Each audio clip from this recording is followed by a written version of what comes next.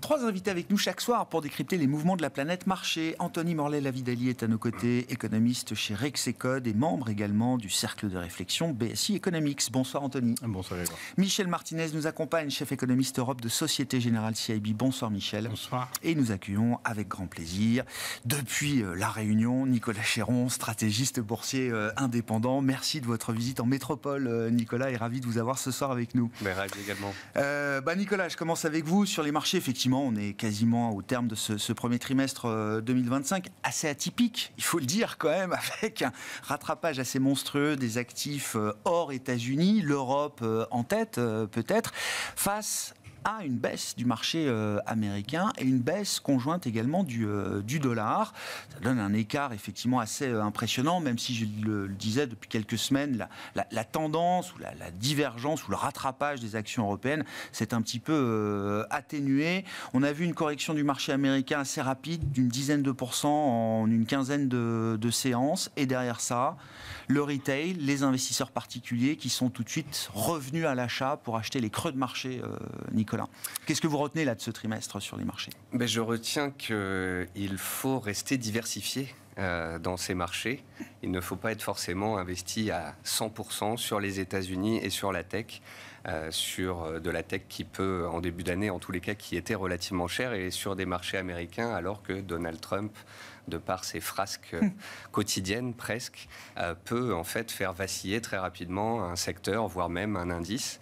Et on le sait, le Nasdaq est particulièrement sensible au risque, donc qui dit aversion au risque dit correction relativement rapide. On a perdu 14% en l'espace effectivement d'un mois, donc ça a violenté un petit peu les investisseurs, mais ils sont rapidement revenus sur le marché. Ce qu'on peut noter, c'est le retour en force de la Chine et de l'Europe. Ouais. Donc c'est d'où l'importance, encore une fois, de cette diversification. Si on regarde sur la Chine, c'est un rebond qui continue, puisqu'en fait, ça fait maintenant 6 mois qu'on a fait un gros creux sur le marché chinois, avec un gouvernement qui, comme d'habitude, veut maintenir sa croissance, qui est prêt à lancer des plans, plus récemment un plan sur la consommation. Et donc, on a un rebond du marché chinois qui perdure. Sur l'Europe, on avait un consensus anti-Europe qui était extrême. C'est-à-dire que... C'était devenu ininvestissable. Voilà. Pour des investisseurs globaux. Pour vous dire à quel point c'était énorme, en début janvier, j'ai fait un sondage sur les réseaux où j'ai eu plus de 5000 personnes qui ont voté. Est-ce que le CAC 40 peut surperformer le S&P 500 en 2025 ? 80% des gens pensaient que non. Oui. Donc, les marchés adorent prendre à contre-pied les consensus extrêmes.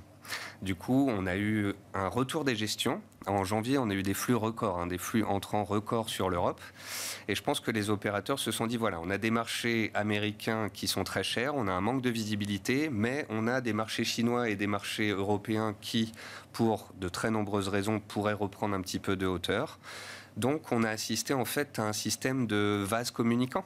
Si on regarde ce trimestre en fait sur la bourse mondiale, il n'y a pas eu de changement majeur, si ce n'est des flux qui sortent des États-Unis et puis qui se réinvestissent sur une Chine et une Europe qui étaient beaucoup moins chères en termes de PER. Ouais. Et puis il y avait bien évidemment d'autres thématiques que l'on jouait sur l'Europe, des apaisements, d'éventuels cessez-le-feu, ensuite des plans pour la défense, des relances budgétaires, l'Allemagne qui réouvre les vannes. Donc voilà, tous ces points-là ont créé cela. Si on revient sur la correction américaine, perdre 10% sur un indice américain... C'est la vie normale des marchés. C'est la vie des marchés. Oui. Mais peut-être que les investisseurs qui sont rentrés ces derniers trimestres s'étaient un peu habitués à un marché qui monte tout droit. Ouais. On a quand même fait plus de 20% de performance ces 2 dernières années, 2023-2024. Donc voilà, pour l'instant, c'est un simple secouage de cocotier, si je puis dire. On est revenu sur des supports majeurs. On a, comme d'habitude, quand on passe les moins 10%, vous savez, les émissions à la télé, notamment aux États-Unis, les marchés sont dans le tourment, etc. On a eu des indicateurs comme le Fear and Greed Index, l'indice de la peur et de l'avidité, qui avait atteint une peur extrême. Les enquêtes au niveau des investisseurs, l'enquête AAI, pareil, qui montrait qu'on était dans un pessimisme exacerbé. Ce qui me marque juste sur ces indicateurs de sentiment de marché auprès du retail américain notamment, c'est que j'ai bien suivi la séquence.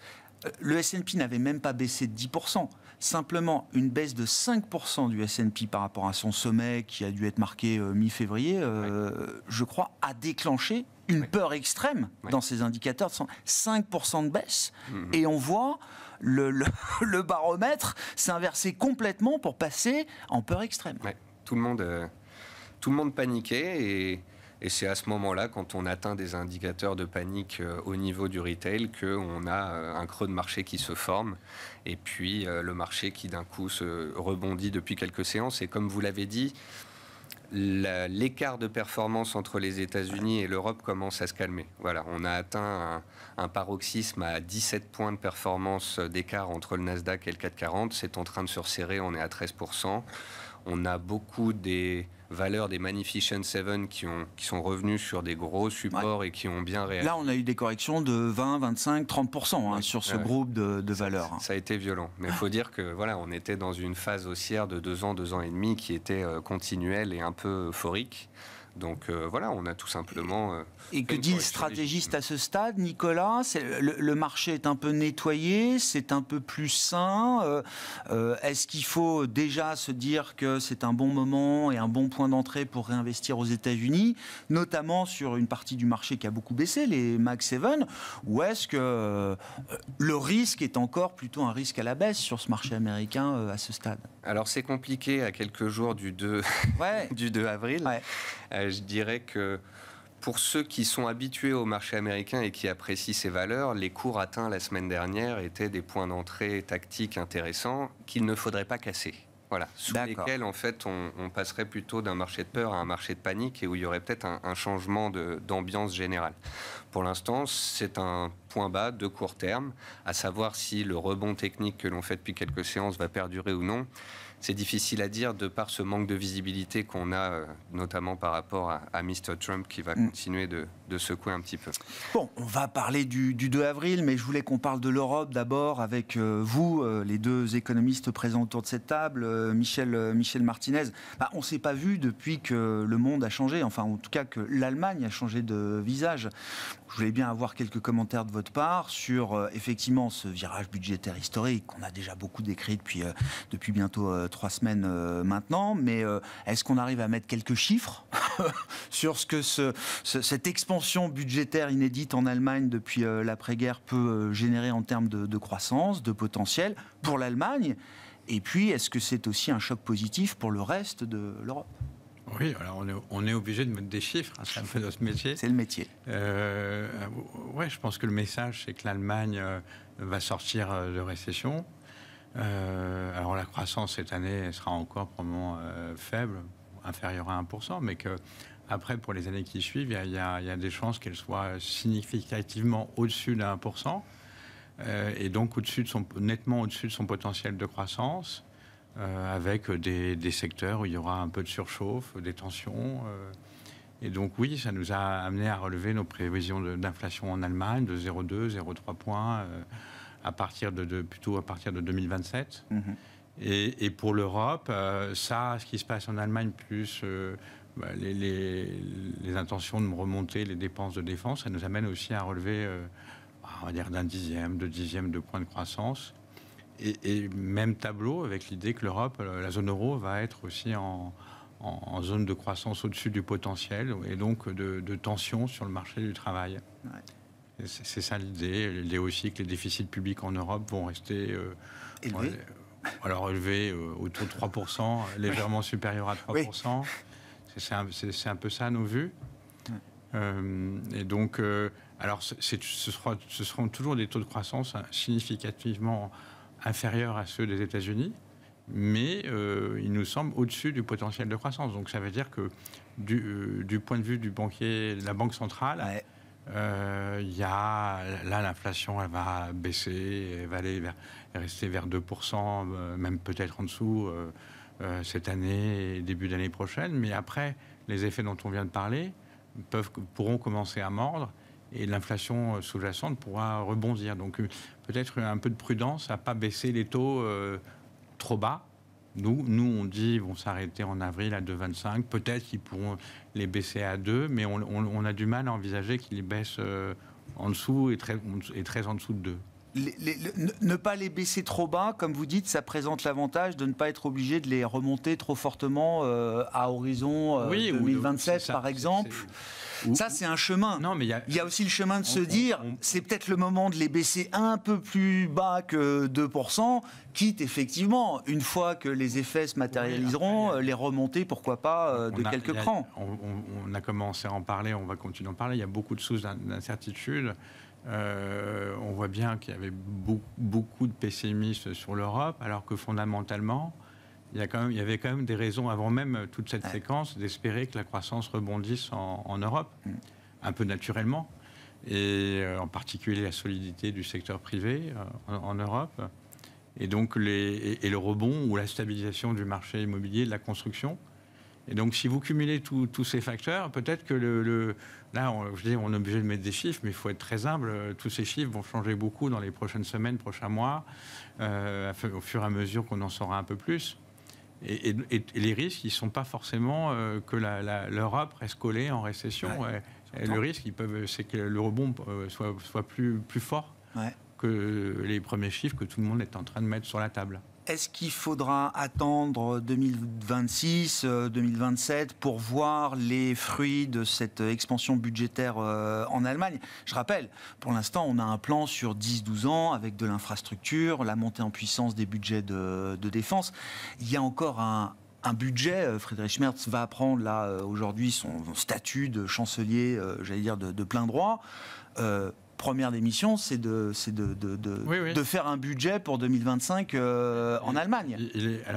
Et ce budget, est-ce qu'il peut déjà être un budget de soutien à la croissance et à l'économie allemande, en plus de ce qui a été annoncé ? Certainement, c'est possible. Il faut que tous les partis se mettent d'accord, mais bon, il y a une tradition de consensus. Oui, on peut envisager un point de relance budgétaire rien que pour 2025. De la pure relance budgétaire. Hausse des dépenses, quelques dépenses, mais plutôt des dépenses sociales. Oui, pour la conso, quoi. Baisse d'impôts, hausse du salaire minimum, des choses comme ça. D'accord. Il y a l'enveloppe, en tout cas, de faire environ un point de PIB. Oui. Ce qui n'est pas négligeable, oui. Non, effectivement, pour une économie qui n'a pas bougé depuis 5 ans, quoi. C'est ça. Alors, pour être contrariant, je partage le diagnostic. L'économie n'est pas une science exacte. Mais je partage complètement le diagnostic. Conjoncturellement, ça va mieux. Puis surtout, les annonces font du bien parce qu'on sort d'un moment où, effectivement, on shortait l'Europe massivement. Peut-être quelques points de vigilance. C'est d'une part, il va falloir que l'Allemagne décaisse effectivement. On sait que l'Allemagne adore annoncer surtout des fonds très importants à capacité maximale, mais après, il va falloir que ça soit effectivement décaissé. Et il faut distinguer les commandes, je pense notamment à la défense, versus la production. C'est la production qui fait du PIB, ce n'est pas les commandes. Ce ne sont pas les commandes. Et donc, le point, c'est de dire qu'il va falloir aussi augmenter les capacités de production, mais c'est vrai en France, c'est vrai en Allemagne, pour que ça se traduise vraiment dans une hausse effective de la production.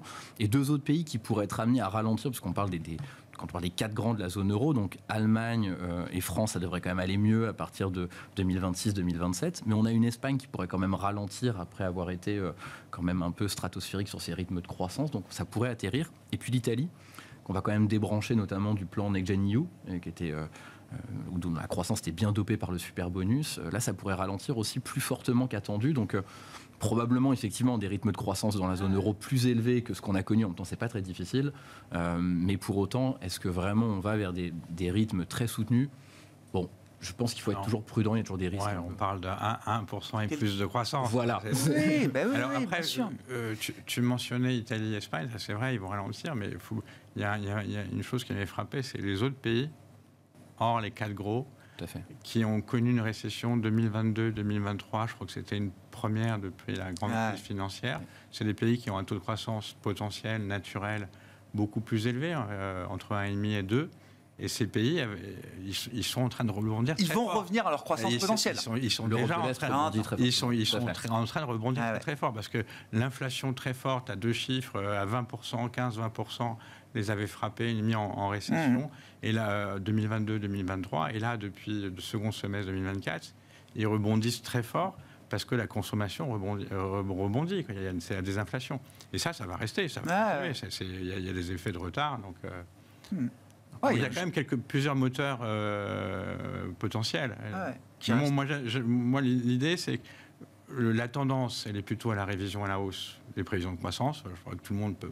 Je vois personne qui va les réviser. Ça paraît assez consensuel. Voilà, consensuel. Et probablement avec des taux de croissance qui vont tendre le marché du travail.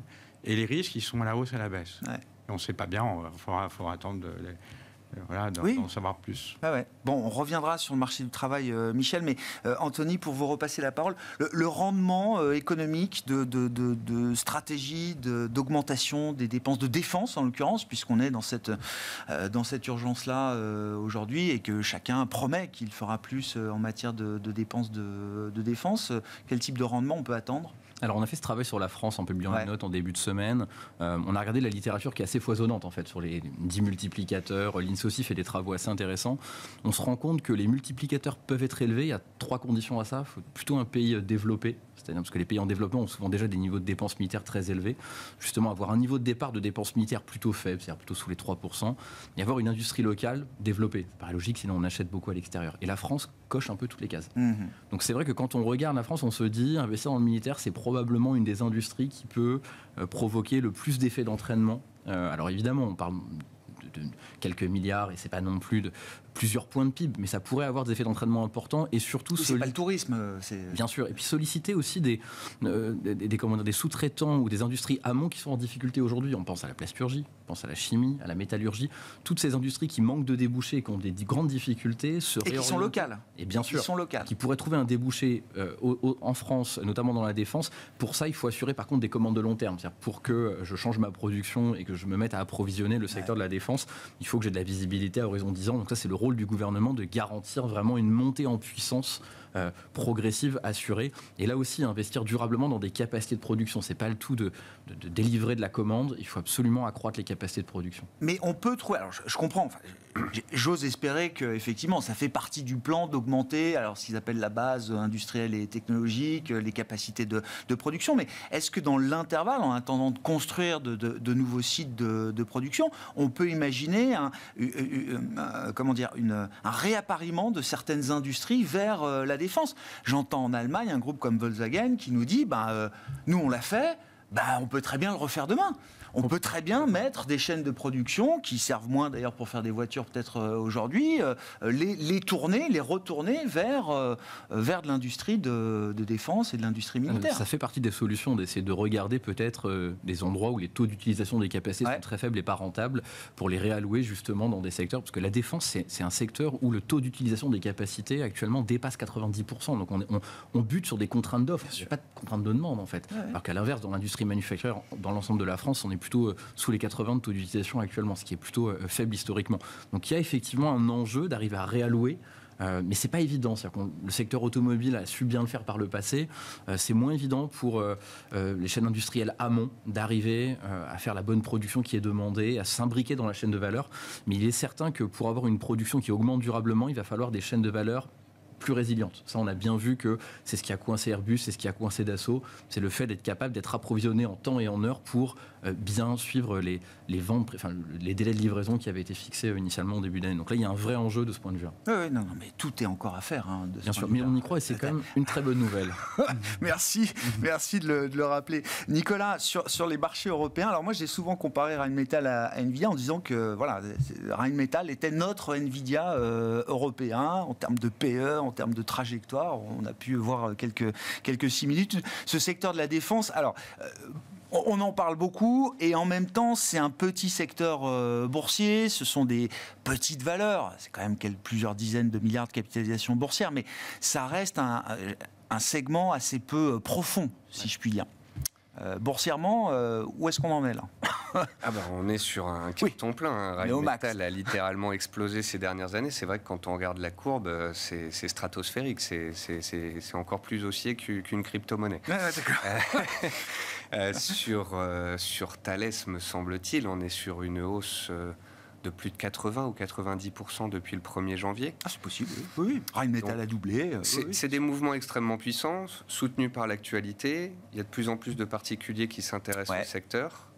On en parle de plus en plus et Alors, je dirais qu'avec ce que vous venez de dire sur le développement derrière des sous-traitants et des sociétés moyennes, maintenant, on voit les particuliers essayer de chercher quels seront justement ces fameux sous-traitants, ces petites pépites, small cap ou mid cap cotées. Et ça, c'est pour moi l'espoir d'une deuxième vague pour les stock pickers, d'aller chercher de la performance sur des dossiers un peu oubliés ces dernières années et sur lesquels pourrait y avoir des effets de rattrapage.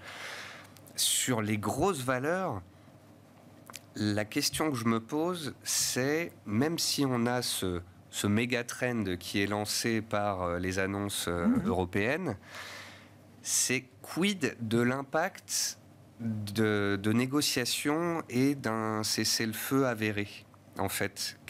Que se passerait-il sur ce secteur qui, à très court terme, me fait penser parfois un peu à ce qui peut se passer sur la tech, donc par un effet de mode, un effet de hype, avec une surmédiatisation, des volumes très importants et énormément de particuliers qui rentrent sur des PE élevés avec une hausse stratosphérique qui vient de se faire. La hype, comme vous dites, c'est ça. Moi, j'ai connu des gérants, il y a encore très peu de temps, qui avaient des valeurs de défense, mais qui ne le disaient pas, qui ne voulaient pas le dire. On n'affichait pas qu'on avait des valeurs de défense. Non seulement aujourd'hui on en parle, mais on le proclame. Ce qu'il y a, c'est qu'on a eu, mine de rien, quand on regarde les gros dossiers en tous les cas, 2 ans de hausse construite. Ouais.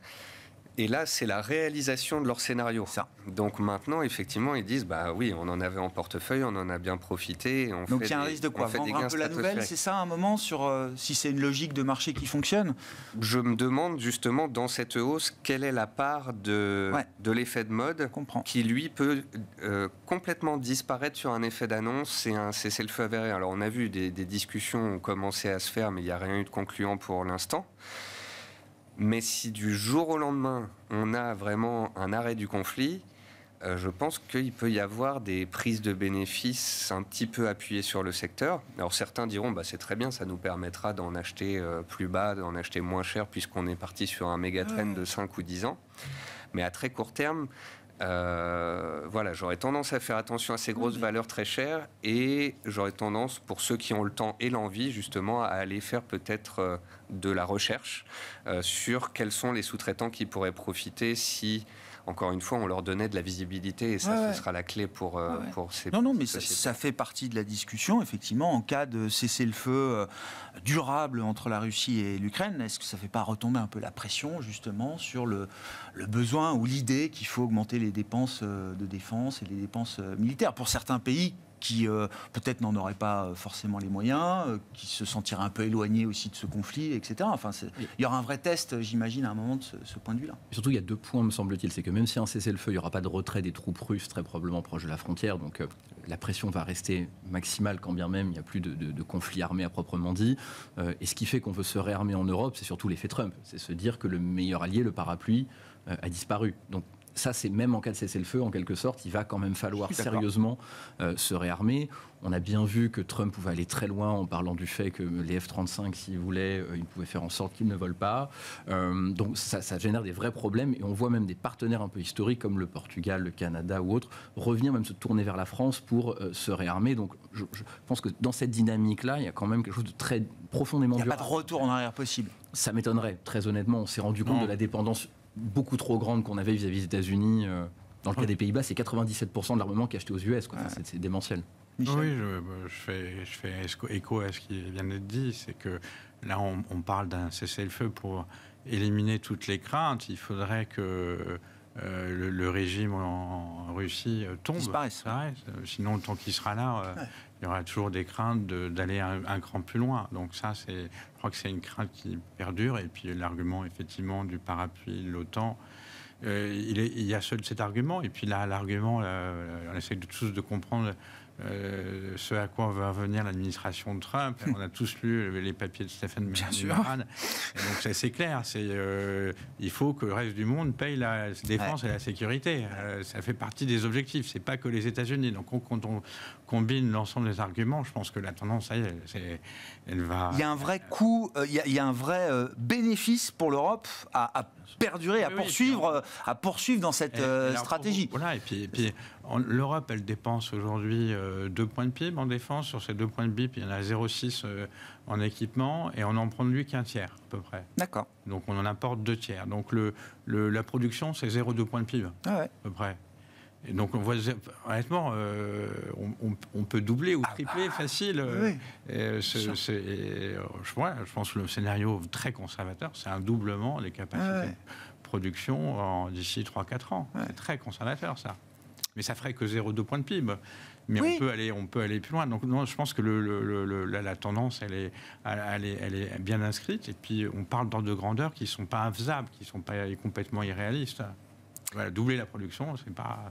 Non, partant de 0,2, oui, effectivement. Voilà, c'est pas énorme. C'est à notre hauteur. Surtout qu'il faut réarmer l'Europe, mais il faut livrer aussi tous les autres pays qui font moins confiance désormais aux États-Unis. On pense à l'Inde ou d'autres, donc ça veut aussi... Et la France est exportateur de défense. Tout à fait, donc ça veut dire s'il en est. Soi-même et probablement équiper des alliés.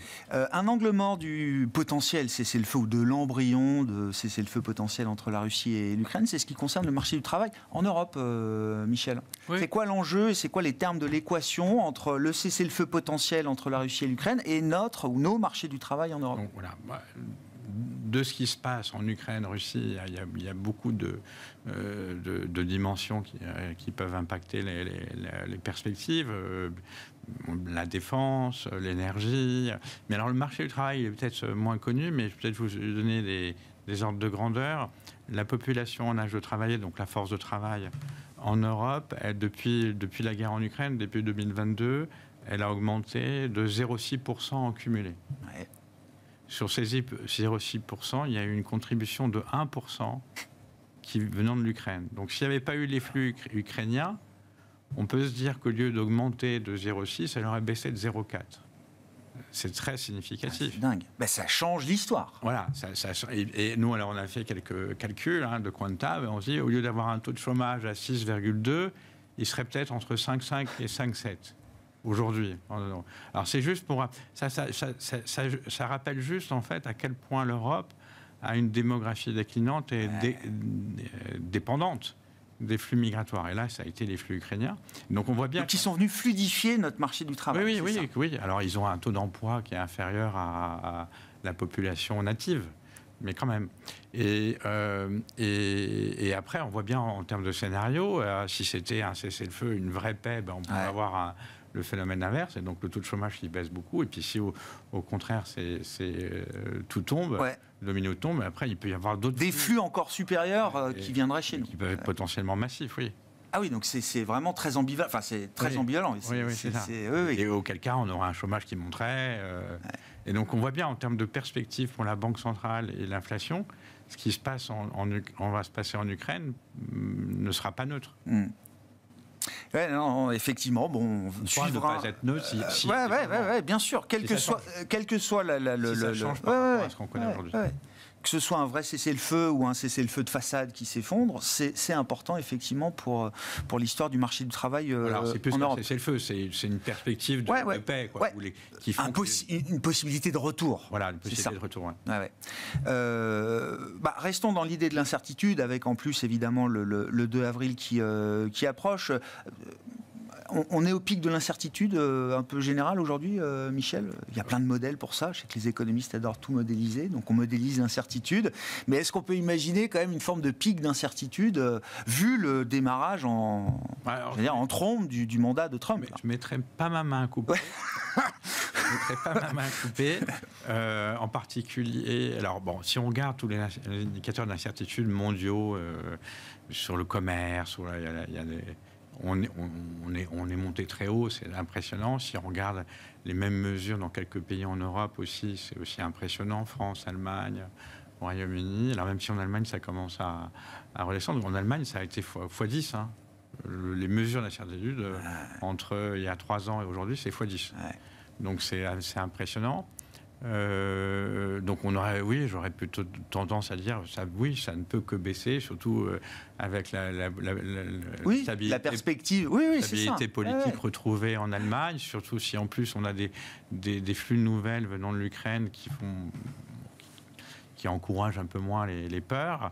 Maintenant, il y a une chose qui me fait très vigilant, c'est la guerre commerciale.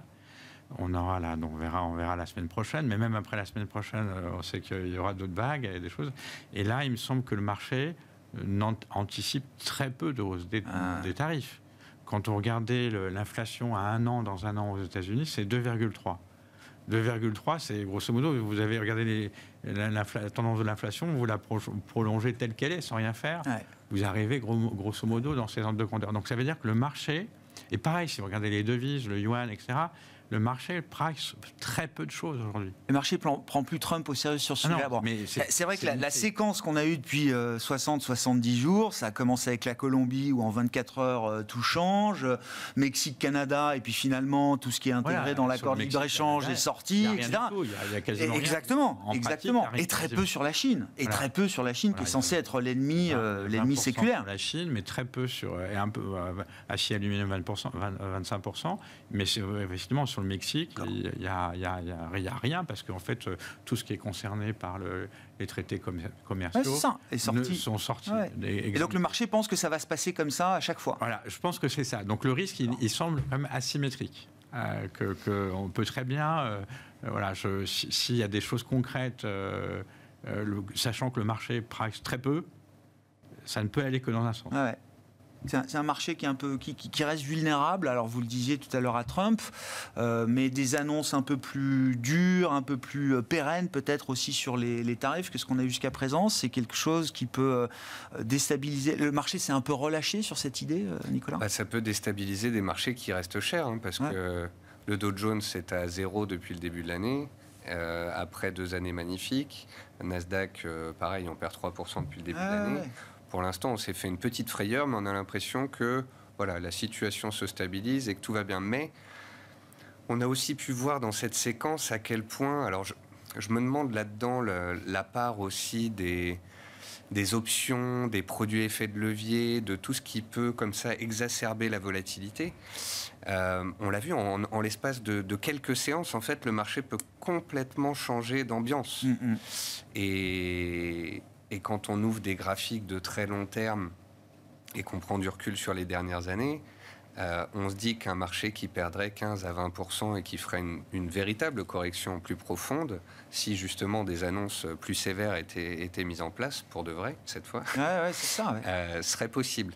Donc, autant je trouve encore qu'il y a des raison de s'intéresser à la Chine, à l'Europe et à ne pas être surpondéré sur les États-Unis. Et je pense qu'il faut rester comme ça et qu'il faut rester vigilant dans les semaines, dans les mois qui viennent par rapport à cette volatilité de Trump, de ses annonces et des risques que ça peut avoir. Parce que c'est le marché américain qui en souffre en premier lieu. Ah bah là oui, concrètement. On l'a vu, l'Europe n'a pas bronché. Le CAC 40 est au même prix qu'il y a un mois. Le Nasdaq, lui, souffre encore. Et voilà, il y a énormément, encore une fois, de volumes, de particuliers, d'ETF, d'options qui font que tant qu'on buy the dip, tant qu'on achète les replis, que tout le monde se replace et que ça repart, tout va bien. Mais si à un moment donné, il y a un trou d'air, une absence d'opérateurs, on l'a vu. On a eu quand même des séances sur le Nasdaq à moins 4, moins 4,5%. Ça faisait longtemps. Il y a un vrai sujet de liquidité sur le marché action américain. La liquidité d'un contrat futur sur le S&P 500, qui est peut-être un des contrats les plus tradés au monde, les plus liquides au monde. Cette liquidité est au plus bas depuis 2 ans. Un calcul Deutsche Bank qui a été publié. Et ça, ça transparaît aussi dans les mouvements qu'on a vus sur les matières premières. Sur l'or, qui cartonne et qui prend 50% sur les 2 dernières années.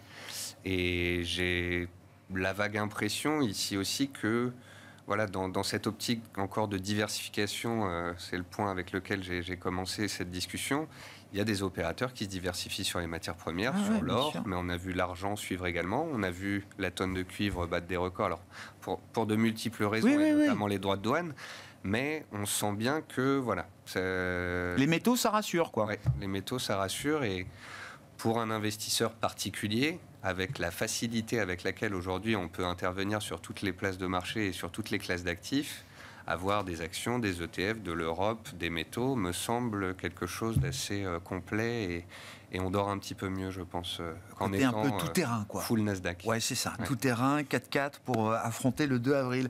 Bon, bah justement, sur le 2 avril, c'est le début d'une nouvelle vague d'incertitude, ou est-ce qu'au contraire, ça fait baisser l'incertitude, Anthony ? Par définition, ça va faire baisser l'incertitude puisqu'on va être fixé. Donc en quelque sorte, mais on peut troquer de l'incertitude par un scénario du pire.